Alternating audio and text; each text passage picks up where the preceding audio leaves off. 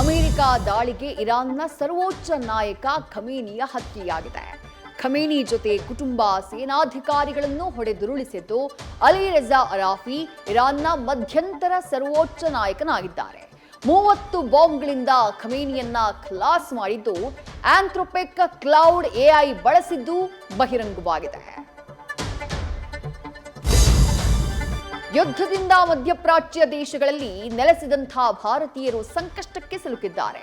ಹಲವು ವಿಮಾನಯಾನ ಸಂಸ್ಥೆಗಳು 400ಕ್ಕೂ ಅಧಿಕ ವಿಮಾನಗಳನ್ನು ರದ್ದು ಮಾಡಿದ್ದು ಭಾರತೀಯರು ಅಲ್ಲಲ್ಲೇ ಲಾಕ್ ಆಗಿದ್ದಾರೆ. ದಾಳಿಯಿಂದ ದುಬೈ ವಿಮಾನ ನಿಲ್ದಾಣಕ್ಕೆ ಹಾನಿಯಾಗಿದ್ದು ಸರ್ಕಾರ ಎಚ್ಚರಿಕೆಯನ್ನ ಕೊಟ್ಟಿದೆ.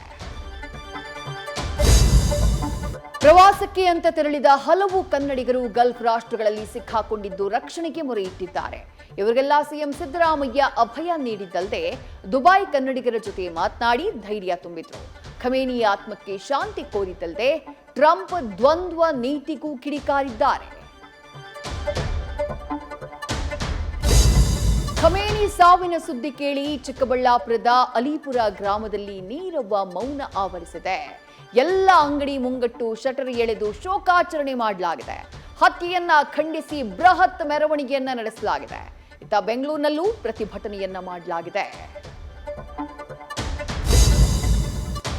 ಖಮೇನಿ ಹತ್ಯೆ ಖಂಡಿಸಿ ಪಾಕಿಸ್ತಾನದಲ್ಲಿ ಹಿಂಸಾಚಾರ ಭುಗಿಲೆದ್ದಿದೆ. ಅಮೆರಿಕದ ರಾಯಭಾರ ಕಚೇರಿಯ ಮೇಲೆ ಕಲ್ಲು ತೂರಾಟ ಮಾಡಲಾಗಿದೆ.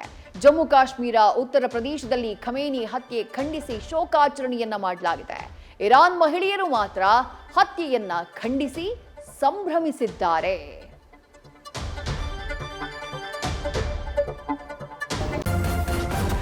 ನ್ಯೂಸ್ ಫಸ್ಟ್ ನಿರ್ಭೀತಿಯಿಂದ ನಿಮ್ಮ ಪರವಾಗಿ.